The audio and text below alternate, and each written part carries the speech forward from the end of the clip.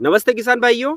जब हमारी प्याज की फसल 80 से 100 दिनों के मध्य होती है, उस समय हमें प्याज में कंद की साइज को बढ़ाने के लिए कौन सा खाद देना चाहिए और कौन सा स्प्रे करना चाहिए। उसी के साथ में किसान भाइयों, हमारी प्याज का जो है पर्दा अच्छा हो, मजबूत हो, उसमें कलर शाइनिंग अच्छी आए और सबसे महत्वपूर्ण बात किसान भाइयों कि उसको हम लंबे समय तक भंडारण कर सकें, क्योंकि अभी जो भाव की स्थिति बनी हुई है उस हिसाब से अभी अगर जो हम बेचते हैं तो खर्च निकालना भी बहुत मुश्किल होता है। तो कुछ किसान भाई 100 दिनों की अवस्था में प्याज में कुछ गलतियां करते हैं, उसकी वजह से हम लंबे समय तक भंडारण नहीं कर पाते हैं। तो कौन कौन सी सावधानी रखना है, उसी के साथ में अभी किसान भाइयों हमें प्याज की फसल में 3 समस्या बहुत ज़्यादा देखने को मिल रही हैं। पहली, थ्रिप्स का अटैक बहुत ज़्यादा मात्रा में हो रहा है। प्याज में झुलसापन फैल रहा है, यानी कि प्याज पीली पड़ रही है, ऊपर से पत्ते सूखना प्रारंभ होकर बिल्कुल पत्ते ऐसे सूख गए जैसे कि गेहूं काटने के बाद में जो हमें खापे दिखाई देते, उस प्रकार से हमें प्याज की फसल दिखने लग गई है। तो उसको कैसे कंट्रोल करें, यानी कि झुलसा रोग को कैसे खत्म करें। और उसी के साथ में अभी एक समस्या और दिख रही है किसान भाइयों की, बहुत सारे किसान भाई के कमेंट थे कि हमारी प्याज की फसल जो है 100 दिनों की हो चुकी है, उसके बाद भी उसमें कंद की साइज जो बनना चाहिए वह नहीं बन रही है। कुछ प्याज तो बिल्कुल पर्याप्त मात्रा में बन चुके हैं और कुछ प्याज की कंडीशन ये है कि जैसा हमने चुपाई की थी उसी अवस्था में खड़े हैं, मतलब एक समान हमारी प्याज की फसल नहीं बन रही है।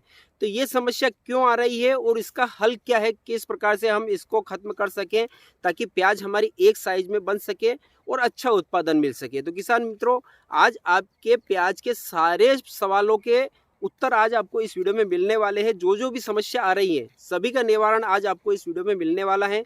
तो वीडियो को आखिरी तक अवश्य देखिएगा और जानकारी अच्छी लगे किसान मित्रों तो वीडियो को लाइक कर दीजिएगा। और अगर जो आपने अभी तक इस चैनल को सब्सक्राइब नहीं किया है तो सबसे पहले चैनल को सब्सक्राइब कर लीजिए, क्योंकि प्याज, लहसुन और अन्य कृषि फसलों की सही और सटीक जानकारी है इस चैनल पर मैं वीडियो के माध्यम से देता रहता हूं। बहुत सारे किसान भाइयों के कमेंट आ रहे थे कि हमारी प्याज की फसल में जो है थ्रिप्स का अटैक बहुत ज़्यादा मात्रा में हो रहा है, हम सभी स्प्रे कर चुके हैं लेकिन उसका रिजल्ट नहीं मिल रहा है और उससे बहुत ज़्यादा मात्रा में जो है हमारी प्याज की फसल में झुलसा रोग फैल रहा है, यानी कि ऊपर से पत्ते पीले पड़ रहे हैं और इस प्रकार से सूख चुके हैं। बहुत सारे किसान भाइयों ने मुझे जो है फोटो खींचकर भी भेजा है कि यानी अगर जो हम उसको देखते हैं तो पूरी तरह से प्याज सूख चुका है और नीचे प्याज की साइज नहीं बनी है। और बहुत सारे किसान भाइयों के यह भी कमेंट थे कि हमारी प्याज की फसल 100 दिनों की हो चुकी है लेकिन उसमें जो है प्याज की जो है साइज बनना चाहिए वह साइज नहीं बन रही है। तो किसान भाइयों, यह समस्या जो आ रही है यह अभी सभी जगह आ रही है। कुछ जो है प्याज की साइज इस प्रकार से बन चुकी है, यानी कि पर्याप्त मात्रा में बन चुकी है और कुछ परसेंट यानी कि 20% प्याज अभी भी इसी अवस्था में, यानी कि 100 दिनों के होने के बाद भी प्याज की बिल्कुल भी साइज नहीं बनी है। तो अब इस समस्या का निवारण कैसे करें।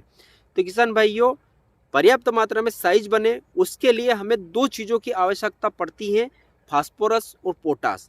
और इस समय जो है हम एमओपी यानी कि म्यूरेट ऑफ पोटास का उपयोग नहीं कर सकते। तो अब हमें कौन सा खाद लेना है, तो किसान भाई आपको मार्केट में मिलेगा 0-24-24 करके एक खाद आता है, महाधन का भी आता है, इफ्को का भी आता है और दूसरी अन्य कंपनियां भी इस खाद को बनाती हैं। तो हमें 0-24-24 खाद लेना है जिसके अंदर 24% फास्फोरस रहता है और उसी के साथ में 24% हमें नाइट्रेट मिलता है, यानी कि नाइट्रोजन मिल जाता है नाइट्रेट के रूप में। तो ये ले लीजिए। और इसके साथ में अगर जो आपके पास में कम रकबे में प्याज की फसल लगी हुई है, यानी कि 1 या 2 एकड़ में लगी हुई है, तो आप इसके साथ में 0050 करके जो खाद मिलता है वाटर सॉल्युबल, जो 1 किलो की पैकिंग में आती है, आप 3 किलो प्रति बीघा और 6 किलो प्रति एकड़ के हिसाब से इसको मिला लीजिए। ये थोड़ा महंगा जरूर पड़ता है। और अगर जो आपके पास में प्याज का रकबा ज़्यादा मात्रा में यानी कि 3 या 4 एकड़ की प्याज है, तो आप जो मार्केट में आपको सल्फेट ऑफ पोटास के नाम से जो 50 किलो का कट्टा मिलता है, यानी कि 1600 से 1700 के मध्य में आपको मिल जाता है। दोनों में सेम टेक्निकल है, कोई डिफरेंस नहीं है। आप सल्फेट ऑफ पोटास एसओपी जो पोटास आता है उसके अंदर भी मिलता है और 0050 जो आता है उसके अंदर भी यही कंटेंट मिलता है और उसी के साथ में हमें 17.5% जो है सल्फर मिल जाता है। तो ये दोनों अगर जो हम मिला लें, और इसके साथ में कुछ किसान भाइयों के यहाँ एक समस्या देखने को मिलती है, जब प्याज हम निकालते हैं तो उसका कवर निकल जाता है, या प्याज जब हमारी फसल जो पकने को आती है उस समय वह फटने की समस्या देखने को मिलती है इस प्रकार से। तो इस समस्या को ख़त्म करने के लिए आपको मार्केट में B20 करके बोरान मिलता है, आप वो ले लीजिए 300 ग्राम प्रति बीघे के हिसाब से और 600 ग्राम प्रति एकड़ के हिसाब से, और इन खाद के साथ में मिलाकर छिड़काव कर दीजिए और पानी पिला दीजिए। तो ये आपकी समस्या बिल्कुल ख़त्म हो जाएगी, आपकी प्याज की फसल की पर्याप्त साइज बन जाएगी और 100% एक समान बनेगी। उसका पर्दा भी शानदार होगा, कलर भी शानदार, शाइनिंग भी अच्छी मिलेगी।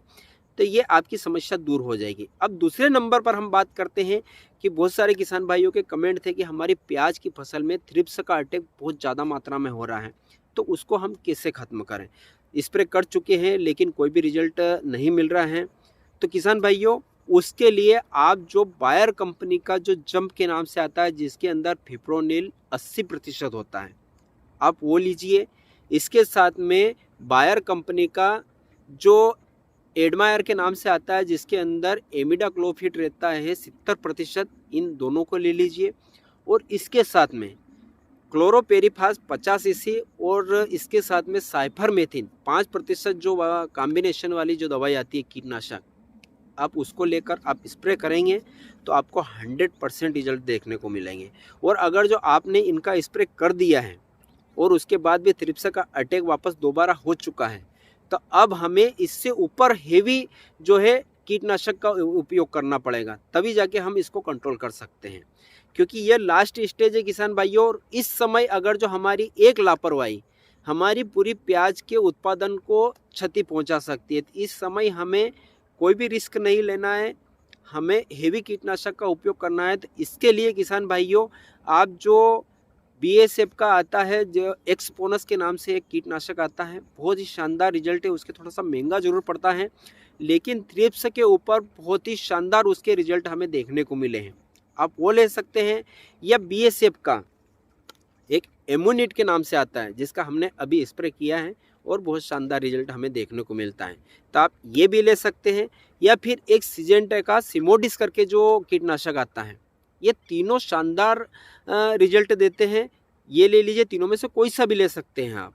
और इसके साथ में किसान भाइयों, हमें एक टचिंग के लिए हमें क्लोरो प्लस साइफर जो आती है, इसको मिला लीजिए, या लेमड़ा मिला लीजिए, या प्रोफेनोसाइफर मिला लीजिए। तीनों में से कोई सा भी ले सकते हैं आप, और स्प्रे करेंगे तो 100% रिजल्ट आपको देखने को मिलेंगे। ये थ्रिप्स का अटैक यूँ समझ लीजिए 10 से 12 दिनों तक आपकी प्याज की फसल में देखने को नहीं मिलेगा। और इसके बाद भी अगर जो हमारी प्याज की फसल जो है खेत में खड़ी रहेगी, यानी कि थोड़ा सा और समय तक अगर जो इसको रखना है, तो थोड़ा सा डोज बढ़ाकर वापस आप दोबारा इसका स्प्रे कर सकते हैं। तो आपकी प्याज की फसल के बिल्कुल 100% थ्रिप्स का अटैक ख़त्म हो जाएगा। इसके बाद अब किसान भाइयों, हमारी प्याज की फसल में झुलसा रोग को कंट्रोल करने के लिए हमें कौन सा फंगीसाइड लेना है। तो इस समय यूँ समझ लीजिए किसान भाइयों कि यह हमारी प्याज की फसल की लास्ट स्टेज चल रही है, और इस समय हमें हल्के फुल्के अगर जो फंगीसाइड का हम उपयोग करेंगे तो हमें बिल्कुल भी रिजल्ट नहीं मिलेगा। अब हमें जो है हेवी यानी कि सिस्टमेट एंड कॉन्टैक्ट फंगीसाइड का उपयोग करेंगे, और हेवी फंगीसाइड का उपयोग करेंगे तभी हमें रिजल्ट देखने को मिलेगा। तो अगर जो आपकी प्याज की फसल में यानी कि कम मात्रा में पीलापन है, झुलसा रोग फैल रहा है, तो आप जो है कि BASF का केब्रोटाप के नाम से जो फंगीसाइड आता है, बहुत शानदार रिजल्ट है उसके झुलसा रोग पर, आप उसको ले सकते हैं। या फिर अडामा का जो कस्टूडियो के नाम से आता है, आप उसको भी ले सकते हैं। या फिर सिजेंटा का अमिस्टोटॉप के नाम से आता है, उसको ले सकते हैं। ये तीनों जो फंगीसाइड है, तीनों में से कोई सा भी उपयोग करेंगे तो आपकी जो है झुलसा रोग पर यह कंट्रोल कर लेंगे। और अगर जो ज़्यादा मात्रा में जो है झुलसा रोग फैल चुका है, मुझे 2-3 किसान भाइयों ने फोटो भेजे थे जो स्क्रीन पर मैं आपको बताता हूँ। इस अवस्था में अगर जो आपकी प्याज की फसल पहुँच चुकी है, यानी कि अगर जो दूर से हम देखते हैं तो हमारी प्याज की फसल ऐसी दिखती है जो कि पूरी तरह से सूख चुकी है, इस प्रकार से अगर जो लग रही हैं, तो इस समय हमें हेवी फंगीसाइड का जो है उपयोग करना पड़ेगा, तभी हम इसको रोक सकेंगे, नहीं तो बिल्कुल भी नहीं रोक सकेंगे। तो इसके लिए आप बायर कंपनी का जो नेटिवो के नाम से आता है फंगीसाइड, आप वह लीजिए, बहुत ही शानदार रिजल्ट है उसके। किसान भाइयों, दूसरे नंबर पर आप जो BASF का मेरियोन के नाम से आता है फंगीसाइड, आप उसका भी उपयोग कर सकते हैं। और एक और आता है किसान भाई, जो हम सोयाबीन में उपयोग करते हैं, प्रयाक्सर। जैसे कि ये अभी हमने इसमें प्रयाक्सर फंगीसाइड का स्प्रे किया है, और पिछले साल भी किया था और इससे बहुत शानदार रिजल्ट हमें देखने को मिलते हैं। आप जैसे बिल्कुल ग्रीनेस है हमारी प्याज की फसल में, तो आप प्रयाक्सर का भी उपयोग कर सकते हैं। तो ये तो हो गए किसान भाइयों 6 फंगीसाइड कम झुलसा रोग के लिए और ज़्यादा झुलसा रोग के लिए। आप अपने हिसाब से इनमें से कोई सा भी लेकर आप स्प्रे करेंगे तो आपको 100% रिजल्ट देखने को मिलेंगे। अब इसके बाद किसान भाइयों सबसे मुख्य पॉइंट क्या है, हमें प्याज की फसल में 100 दिनों के बाद में कौन सी गलती नहीं करना चाहिए। बहुत सारे किसान भाई यहीं आकर गलती करते हैं और जिसके कारण वह प्याज की फसल को जो है लंबे समय तक भंडारण नहीं कर पाते हैं। तो कुछ किसान भाई क्या करते हैं कि प्याज की साइज नहीं बन रही है तो यूरिया का छिड़काव कर देते हैं। तो यूरिया के कारण क्या होता है किसान भाइयों, नाइट्रोजन मिलता है, नाइट्रोजन के कारण प्याज की साइज तो बन जाती है, लेकिन उसमें एक तो फटने की समस्या देखने को मिलती है, पर्दा निकल जाता है और उसको आप लंबे समय तक भंडारण नहीं कर पाएंगे, ये समस्या देखने को मिलेगी। तो आप जो है 100 दिनों के बाद में, 100 दिनों के क्या किसान भाइयों 70 दिनों के बाद में भी हमें यूरिया का उपयोग नहीं करना है, यह सावधानी रखना है। और एक और गलती करते हैं किसान भाइयों की, जब हमारी प्याज की ग्रोथ भी अच्छी हो रही है और उसमें किसी पीजीआर का उपयोग करते हैं, यानी कि प्लांट ग्रोथ रेगुलेटर, यानी कि जो सिजेंटा की कल्टार आती हैं या सोमोटोमो की ताबूली आती हैं, इन जो है पीजीआर का उपयोग करते हैं। तो अगर जो आपकी पर्याप्त मात्रा में साइज बन रही है तो इन चीज़ों का जो है स्प्रे ना करें तो ही बेहतर है किसान भाइयों, क्योंकि इसका हमें थोड़ा सा असर देखने को मिला है, क्योंकि किसान भाई ज़्यादा मात्रा में इन पीजीआर का उपयोग करते हैं और जिसके कारण जो है भंडारण क्षमता कम पड़ जाती है, यानी कि लंबे समय तक, यानी कि सितंबर अक्टूबर तक हम इसको जो है स्टोर नहीं कर पाते हैं। तो इस अवस्था में आप उपयोग ना करें। पीजीआर का उपयोग सिर्फ हमें उसी अवस्था में करना है जबकि हमारी प्याज की जो है ग्रोथ ज़रूरत से ज़्यादा हो चुकी है, उसका डंठल ज़्यादा मजबूत हो रहा है, यानी कि मोटा हो रहा है, नीचे प्याज की साइज नहीं बन रही है, हमारी प्याज की जो है हमारी प्याज की फसल 100 दिनों को पार कर चुकी है। तो उस समय हमें पीजीआर का उपयोग करना चाहिए उसकी ग्रोथ को कंट्रोल करने के लिए, ताकि क्या है कि ये जो जितने भी इसके अंदर पोषक तत्व है, यानी कि जितनी भी ताकत है वह खींच कर हमारे कंद में चली जाए, इसके लिए तो इस अवस्था में हमें उपयोग करना है, लेकिन हमें डोज बढ़ाकर कभी भी उपयोग नहीं करना है। बहुत सारे किसान भाई क्या करते हैं कि ज़रूरत से ज़्यादा जो है मात्रा बढ़ाकर स्प्रे करते हैं, तो उससे प्याज की साइज़ तो बढ़ जाती है लेकिन उसको लंबे समय तक स्टोर नहीं कर पाते हैं। तो अगर जो आप कल्टार का उपयोग करते हैं तो हमें 50 ग्राम प्रति बीघा और 100 ग्राम प्रति एकड़ के हिसाब से ही उपयोग करना है।